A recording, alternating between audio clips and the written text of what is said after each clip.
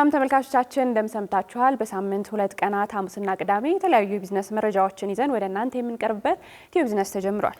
ኢትዮ ቢዝነስ በሳምንቱ የተከናወኑ ወቅታዊ የቢዝነስ ጥንቅሮችን እናሰናዳለን። ከዜና ባሻገር ትንታኔ የሚሹ ጉዳዮችን ወደ እናንተ የምናቀርብ ይሆናል። እንዲሁም ደግሞ በኢትዮጵያ ካፒታል ገበያ ላይ ትኩረት እናደርጋለን። በዛሬው የኢትዮ ቢዝነስ ቆይታችንም በአጫጭር ከማዕድን ስለተገኘ ገቢ እናነሳለን። ስለ ተኪ ምርቶች ቻይና ለአፍሪካ ምርቶች ቀረጥ ልታነሳ ስለመሆኑም የምንመለከት ይሆናል። በዝርዝርና የሁነት ጉዳያችን ደግሞ ስለ ቢግ 5 የኮንስትራክሽን ኤግዚቢሽንን የተመለከተ ከዚህም ባለፈ የዳሽን ባንክ መረጃን አሰናድተናል። በተለይም ደግሞ በዝርዝር ጉዳያችን የኢትዮጵያና የአውሮፓ የቢዝነስ ፎረምን የተመለከተ ሰፋ ያለ ጉዳይም አሰናድተናል። ተመልካቾቻችን ከአፍታ ቆይታ በኋላ ወደ ቀዳሚው መረጃችን የምናልፍ ይሆናል። አብራችሁን ቆዩ።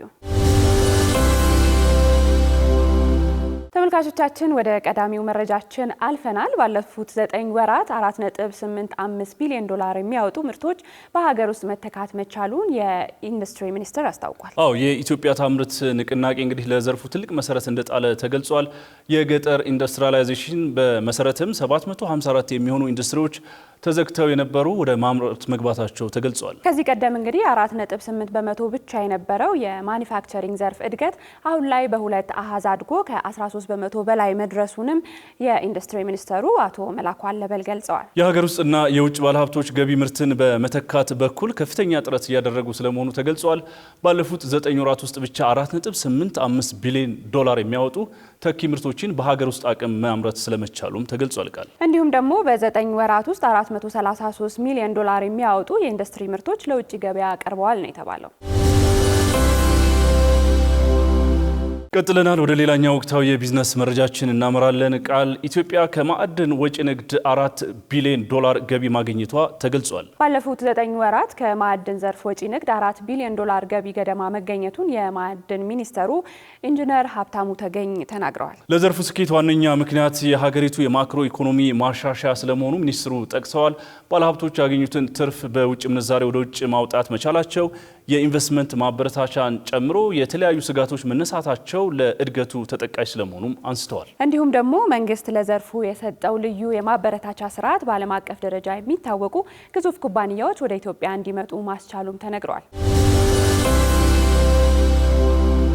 ተመልካቾቻችን ወደ ሌላኛው መረጃችን አልፈናል። ቻይና የአፍሪካ ምርቶች ከታሪፍ ነፃ ለማስገባት መወሰኗ ተነግሯል። ይህ የተገለጸው እንግዲህ የአፍሪካና የቻይና የስራ ፈጣሪዎች ጉባኤ በአዲስ አበባ በተካሄደበት ወቅት ነው። እንግዲህ የገበያ እድሉ ከግንቦት 1 ጀምሮ ለ53 የአፍሪካ ሀገራት ተግባራዊ ይደረጋል ሲባልም ሰምተናል። የአፍሪካን የወጪ ንግድ ለማሳደግ ዓላማ ያደረገ ሲሆን ይህ ዝግጅት በተለይም የግብርና ምርቶች፣ ጥሬ ዕቃዎች፣ የኢንዱስትሪ ውጤቶች ሰፊ እድል እንደሚኖራቸው ተነግሯል። እንግዲህ በቻይናና በአፍሪካ በ2025 ብቻ በተደረገ የንግድ ልውውጥ መረጃዎች እንደሚያሳዩት 348 ቢሊዮን ዶላር ከፍ ስለማለቱ ተገልጿል። ይህም ካለፈው ተመሳሳዮች ጋር ሲነጻጸር የ18 በመቶ ብልጫ እንዳለውም መረጃው አመላክተዋል። እንደሚታወቀው ቻይና የአፍሪካ ትልቋ የንግድ አጋር ስትሆን አዲሱ ውሳኔ የንግድ ግንኙነቱን ይበልጥ እንደሚያሳድገው ይጠበቃል።